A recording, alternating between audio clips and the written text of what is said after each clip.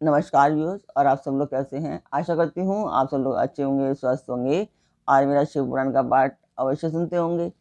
तो सबसे पहले हम जान लेते हैं कि कल तक हमने कहाँ तक जाना था। तो कल तक था कि शिव जी ने अर्जुन का जो संकटों का संहार किया था। तो वहाँ से लौटकर जब अर्जुन अपने भाइयों के साथ उन्होंने सोचा कि अब 13 वर्ष पूरे हो गए हैं, जब समझा तो वो वापस आ गए। वहाँ पर फिर वहाँ उन्हें कृष्ण मिले। तो कृष्ण जी ने कहा कि इसीलिए उन्होंने कहा था कि शंकर जी संपूर्ण कष्टों का विनाश करने वाले हैं, मैं उनकी नित्य सेवा करता हूँ, अतः आप लोग भी उनकी सेवा करें। तो अर्जुन से उन्होंने कृष्ण जी ने ये कहा था। तो मुने इस प्रकार शंकर जी के किरात नामक अवतार का जो वर्णन था वो अब यहाँ तक पूरा हो चुका है। तो कृष्ण जी ने कहा कि जो उनके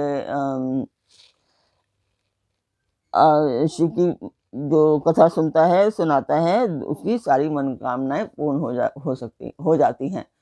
तो कल तक यहाँ तक था। मैं आपको बता दूं, जो लोग नए दर्शक हैं, कि ये पार्टिक शुभ काज है, मंदिर के लिए है, और मैं इसमें आप सब लोग का सहयोग चाहती हूँ कि आप सब लोग सहयोग करें ताकि ये मेरा उद्देश्य पूर्ण हो पाए। तो आप सब लोग अपना ये सब्सक्राइब करें और शेयर करें, और अपने परिवार मित्रों से भी सब्सक्राइब और शेयर करने के लिए आवश्यक है। तो जिस मंदिर का मैं वर्णन कर रही हूँ, उस मंदिर की मैं वीडियो डालती हूँ, आप लोग देखें और मुझे बताएं कि आपको मेरा पाठ कैसा लग रहा है।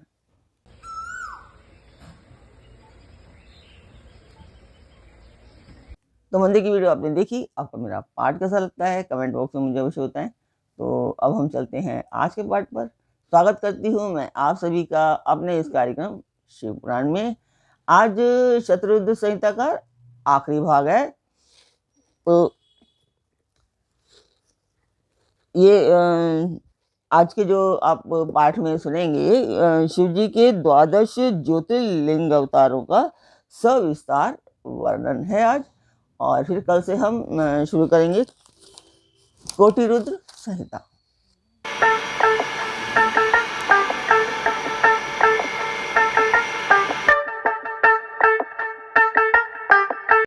तो यहाँ पर नंदीश्वर जी कह रहे हैं कि मुने, अब तुम सर्वव्यापी भगवान शंकर के 12 अन्य ज्योतिर्लिंग स्वरूपी अवतारों का वर्णन सुनो, जो अनेक प्रकार के मंगल करने वाले हैं। उनके नाम है: सौराष्ट्र में सोमनाथ, श्रीशैल पर मल्लिकार्जुन, उज्जैनी में महाकाल, ओंकार में अमरेश्वर, हिमालय पर केदार, डाकिनी में भीमशंकर, काशी में विश्वनाथ, गौतमी के तट पर त्र्यंबकेश्वर, चिताभूमि में वैद्यनाथ, दारुकवन में नागेश्वर, सेतुवन पर रामेश्वर और शिवालय में घुष्मेश्वर। मुने, परमात्मा शंभु के ये 12 अवतार हैं। ये दर्शन और स्पर्श करने से मनुष्य को सब प्रकार का आनंद प्रदान करते हैं। मुने, उनमें पहला अवतार सोमनाथ का है। यह चंद्रमा के दुख का विनाश करने वाला है। जो इनका पूजन करने से क्षय और कुष्ठ आदि रोगों का नाश हो जाता है। यह सोमेश्वर नामक शिव अवतार सौराष्ट्र नामक पावन प्रदेश में लिंग रूप से स्थित है। पूर्व काल में चंद्रमा ने इनकी पूजा की थी। वहीं संपूर्ण पापों का विनाश करने वाला एक चंद्रकुंड भी है, जिसमें स्नान करने से बुद्धिमान मनुष्य संपूर्ण रोगों से मुक्त हो जाता है। परमात्मा शिव के सोमेश्वर नामक महालिंग का दर्शन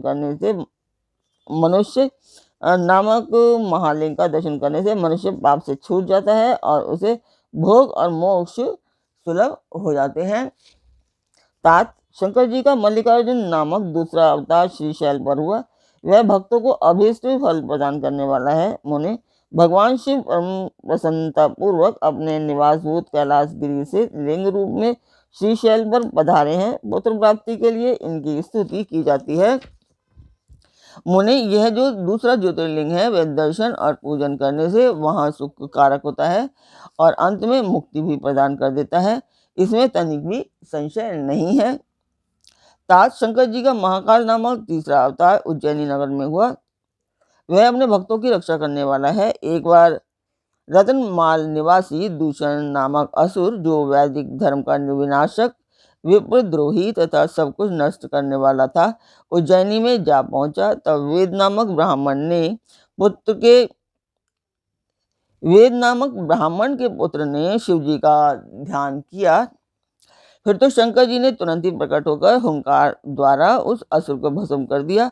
तत्पश्चात अपने भक्तों का सर्वथा पालन करने वाले शिव देवताओं की प्रार्थना करने पर महाकाल नामक ज्योतिर्लिंग स्वरूप से वहीं प्रतिष्ठित हो गए।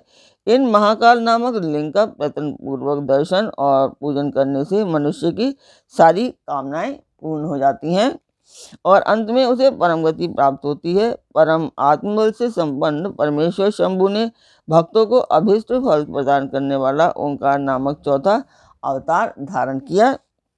मुने विंध्यागिरी ने भक्तिपूर्वक विधि विधान से शिव जी का पार्थिव लिंग स्थापित किया। उसी लिंग से विंध्य का मनोरथ पूर्ण करने वाले महादेव प्रकट हुए।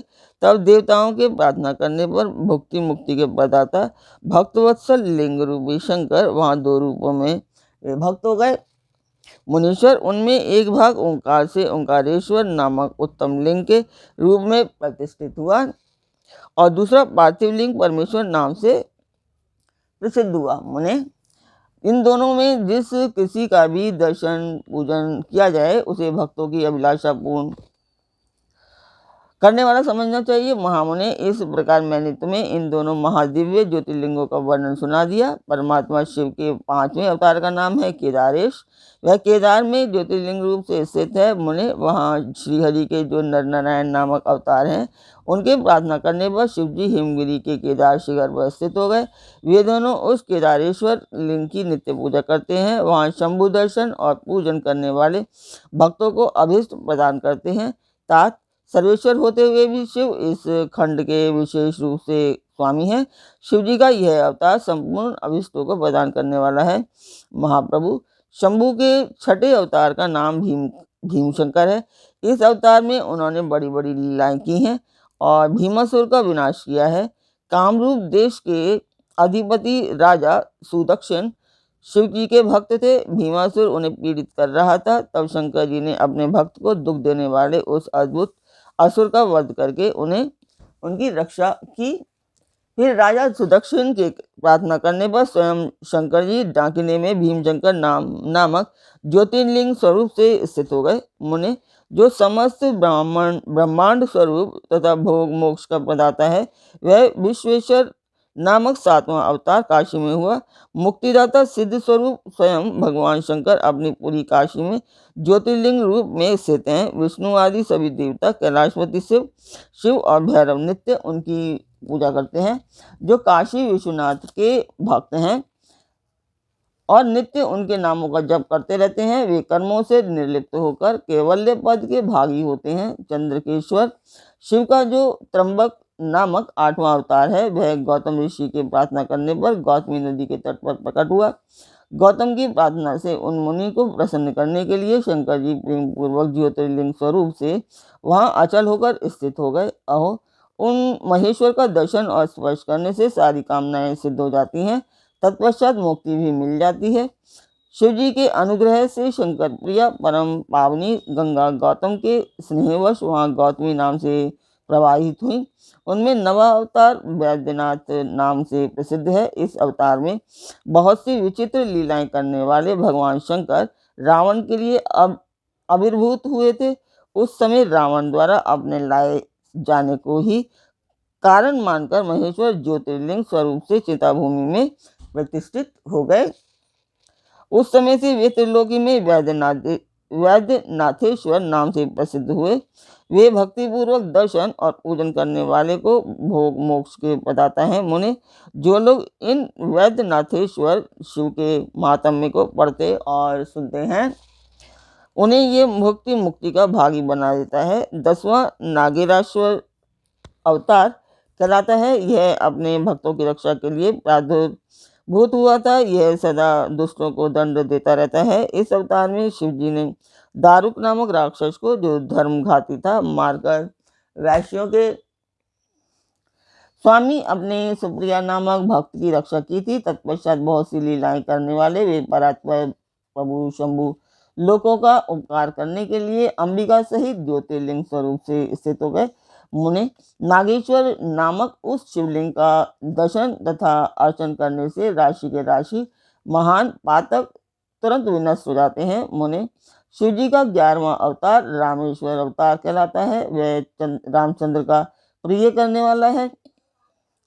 उसे श्री राम ने ही स्थापित किया था। जिन भक्त वत्सल शंकर ने परम प्रसन्न होकर श्री राम को प्रेम पूर्वक विजय का वरदान दिया, वे ही लिंग रूप में आविर्भूत हुए। मुने, तब श्री राम के अत्यंत प्रार्थना करने पर वे सेतु बंध पर ज्योतिर्लिंग रूप से स्थित हो गए।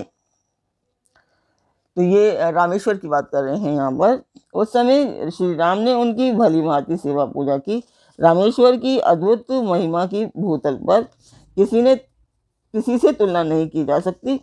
यह सर्वदा भक्ति मुक्ति का प्रदायिनी तथा भक्तों की कामना पूर्ण करने वाली है।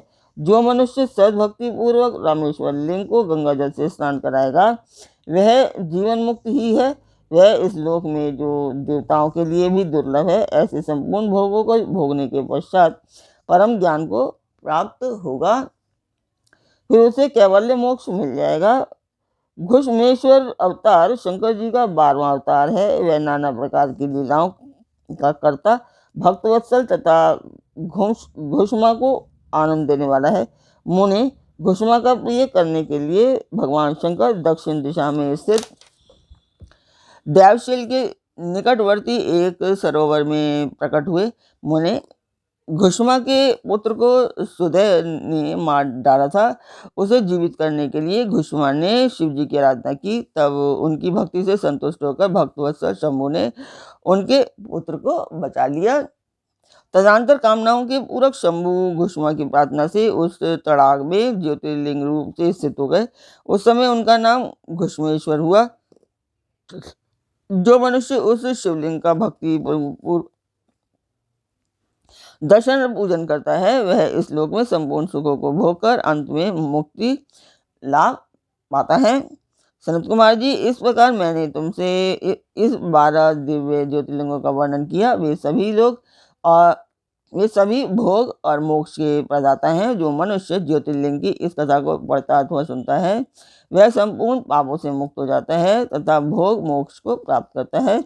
इस प्रकार मैंने इस शतरुद्र नाम की संहिता का वर्णन कर दिया। यह शिव के 100 अवतारों की उत्तम कीर्ति से संपन्न तथा संपूर्ण अभिष्ट फलों को देने वाली है। जो मनुष्य इसे नित्य समाहित चित्त से पढ़ता अथवा सुनता है, उसकी सारी लालसाएं पूर्ण हो जाती हैं और अंत में उसे निश्चय ही मुक्ति मिल जाती है। तो आज का पाठ यहीं तक। आज का पाठ मैं यहीं पूर्ण करती हूँ। कल फिर मिलेंगे एक नए पाठ में, एक नई उमंग, एक नई तरंग के साथ। तब तक कल तक के लिए आज्ञा दीजिए। ओम नमः शिवाय। जय माता की। पाठ को सब्सक्राइब करना, लाइक करना ना भूलें और मेरे चैनल को सब्सक्राइब करना ना भूलें। आगे शेयर अवश्य कीजिए और अपने परिवार मित्रों से शेयर करने के लिए आगे अवश्य करिए।